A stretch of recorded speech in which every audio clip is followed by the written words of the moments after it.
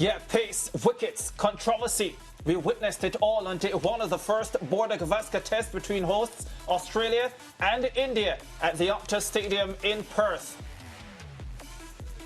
And for this segment of the SportsMax Zone, we're hoping to execute our recap as accurately as India's stand-in skipper Jasprit Bumrah, who was just brilliant. He delivered yet another legacy-strengthening spell in the day's final session. The 30-year-old swung, seamed and veered his way to figures of 4 for 17 to dislodge the Aussie top order, restricting them to 67 for 7 at stumps, still 83 runs adrift of the visitors' first innings total of 150, and thus bringing India back into the contest. This, of course, was after the home seamers had their way with the visitors, who earlier elected to bat, led by the legendary new ball duo of Josh Hazlewood, 4 for 29, and Mitchell Starc, 2 for 14. Australia restricted India to 51 for 4 at lunch before eventually dismissing them for 150 in 49 overs. Debutant Nitish Kumar Reddy explained how India's bowlers, sticking to the basics, brought them back into the contest. Discipline. We were discussing about discipline bowling, so that's what I guess Bumrah and Siraj Harshit they have done, and obviously wicket is helping a lot, so we don't need to do much to get the wickets. So we kept it disciplined, and eventually wickets came in our way. Yeah, meanwhile, Australia's quick Mitchell Starc had no issues with the pitch despite 17 wickets falling on the first day. There's a lot spoken about when there's a lot of runs. It's like, oh, the bowlers bowl badly. When there's wickets, oh, the wickets are tough. You're allowed to bowl good balls. Maybe credit should go to both teams of bowlers. And sure, there's plenty in the wicket when you put it in the right area, and it was hard work for batting. But as I said, you're allowed to bowl good balls, and there's plenty of those today. Yeah, summarised scores from day one. India 150. Australia 67 for 7 after 27 overs in their reply. The Australians trailing by 83 runs with, of course, 3 wickets in hand. Cricket commentator Fazir Mohammed joins us via Zoom as we look back at the opening day of action in this Border Gavaskar Trophy. Faz, an extraordinary day of Test cricket, really, but I guess it was really the batsmen who were tested, wasn't it?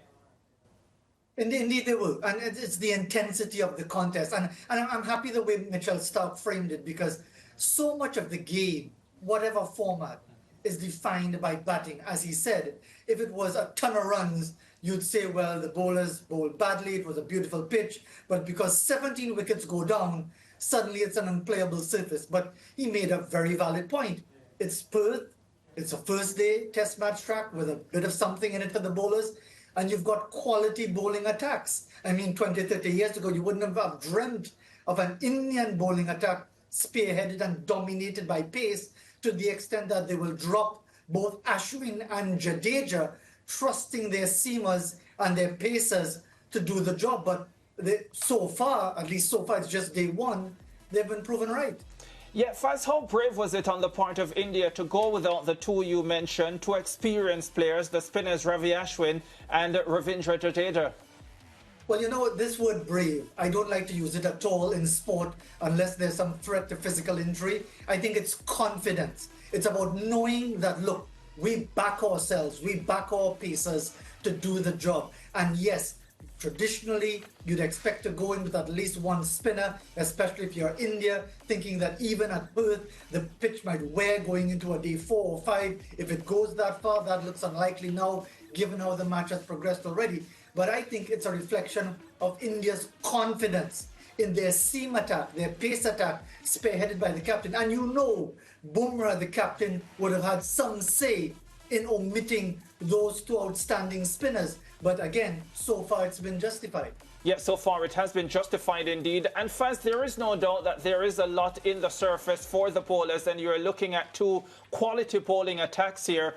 But are you surprised at how much the batsmen struggled on the opening day? Because we are talking about world-class batsmen, well, in some regards, on both teams who really, really struggled. Indeed they did. You're right.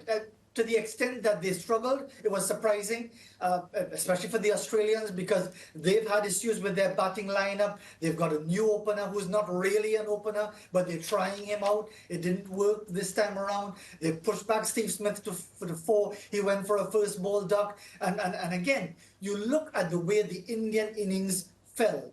10 wickets, all caught, 9 of them in the arc between keeper and slip, which tells you that it's about bowling in that channel, just on or about the off stump. The batter has to play, gets an edge with a bit of seam movement, and the catches are taken. Fortunately for India, the dropping of Labuschagne by Kohli didn't prove costly enough. But yes, it's one of those situations. I wouldn't say it's a freak situation or anything like that, but the batters on both sides would have had their struggles and were certainly shown up to an extent on day one. Yeah, we talk about the swing, we talk about the pace. Let's talk a little bit about the controversy now, the dismissal of KL Rahul. Of course, taken behind, initially was given not out, and then on review, Snicko showing that there was a touch, but I think Rahul was indicating that it might have been bat onto pad. Your thoughts on the dismissal and what transpired? Really, it comes down to the television umpire being convinced that the spike that he would have seen was the bat and not the bat on pad. And this is where it gets very challenging. Because if you see a spike at the same time that the ball might appear to be touching the bat, and at the same time that the bat might be touching the pad, is there a significant difference in the nature of the spike that can give you some clearer understanding if that is bat or glove, or if that is bat on pad? So I do have sympathy for the officials in that regard. It's very, very difficult. But if you're going to overturn a decision, it has to be that you were sufficiently convinced that the edge was off the bat and it wasn't bat on pad, even though KL Rahul indicated otherwise. Yeah, a tough one. And one of the things I always say, Faz, is being an umpire in games like these can be, difficult sometimes. Thankfully, we have the use of technology from time to time that assists when it comes to making these decisions. But sometimes it really comes down to your interpretation. And we see the same thing happening in football. This one is for you. I know we touched on Jasprit Bumrah and his performance with the ball, as well as, you made the comment about him having a say in the decisions when it came to picking the team. But Faz, looking at him as a captain, what has been your assessment of him just so far, day one?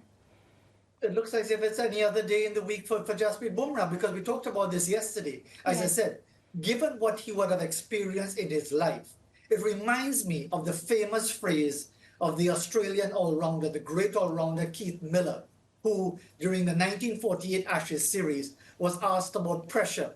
And he said, let me tell you something. Pressure is a warplane coming up after you. He used much more colorful language because he flew in World War II for the RAF, the Royal Air Force, in the time of the Battle of Britain and so on.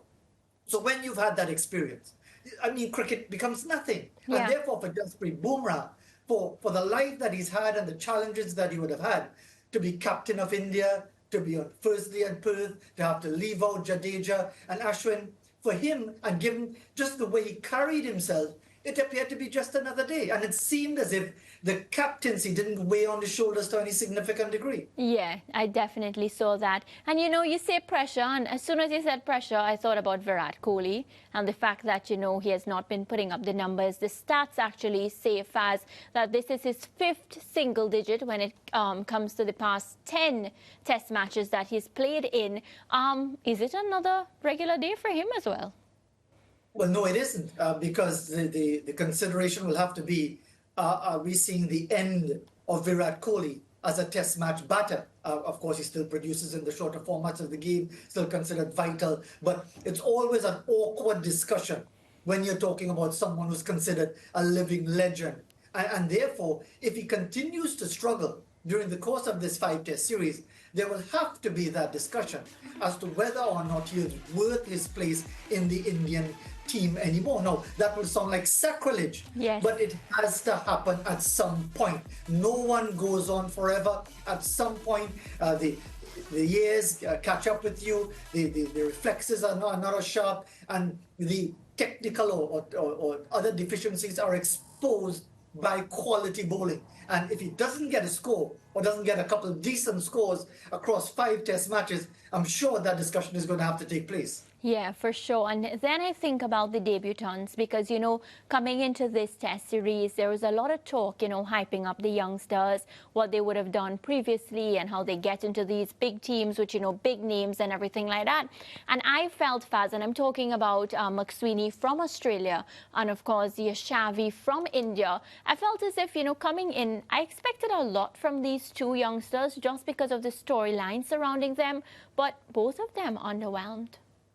Well, you're involved in the media for many years now, Mariah. And if it's one thing you'll know, we in the media are here to build things up before pulling things down.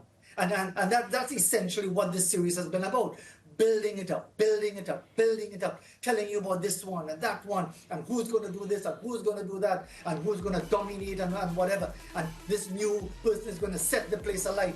It doesn't always work out that way. You're talking about, as we're looking at the footage now, of facing up to one of the best fast bowlers in the world, if not the best right now, in Jasprit Bumrah, and on a helpful surface. So it is going to be a challenge. For the Indians, likewise, it's day one. You make the confident decision of batting first at Perth against the very experienced and lethal Australian attack. You know it's going to be a baptism of fire. And therefore, it could be a learning experience. You could be overawed by it. It really depends on how these players cope with these challenges. Obviously, the vast majority of them would have failed in the first innings. Now, it's really for them to put it in perspective and to understand where they're at. With Gautam Gambhir, who's under fire himself as coach, let's not forget, because he's at the helm after that 3-0 humiliation against New Zealand at home. So there are many different elements here. And I wouldn't say automatically that you'd expect bright young stars to shine. Yeah. It's really up to them to cope with these sorts of adversities. Yeah, and as we're talking about expectations, we get ready for day 2 of this first test. Faz, you are a lot more experienced when it comes to cricket versus Ricardo and I. So what are you expecting? Experience doesn't count for a lot sometimes, you know, Mariah, because I've said some foolishness in my time as far as predicting things. I always remind myself whenever I get to my head gets too swell-headed and can't even fit in the screen, that I said Nicholas Pooran shouldn't be selected for the 2019 World Cup, and he turned out to be the most consistent batsman for the West Indies. So that sort of brings you down. But if we're going by what happened on day 1, I don't expect 15 wickets or 17 wickets to fall on day 2, or it could possibly be a 2-piece day test. But it's going to be interesting to see if India can get a decent lead, if Australia can somehow scrape towards that 150 and it becomes a 1-innings contest for the second innings. But we'll have to wait and see. Yeah, next time you and Ricardo give me the colour memo, I feel left out.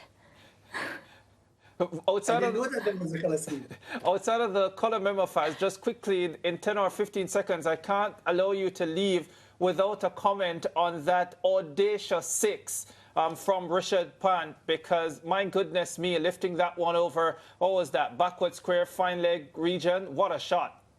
Well, that's Rishabh Pant for you. And I think that is why when we talk about India, it's not about bravery, it's about confidence. India believe. And like for many, many years, India, especially since Saurabh Ganguly, before him Kapil Dev, they believe. They don't hope, they believe. They believe indeed, and I'm sure they'll be believing heading into day number 2. Faz, as usual, thanks very much. We'll speak on Monday. By then, I suspect the test match will be over and we'll have a winner. Take care. Bye. All right, we'll be chatting about the West Indies after this. Stay with us.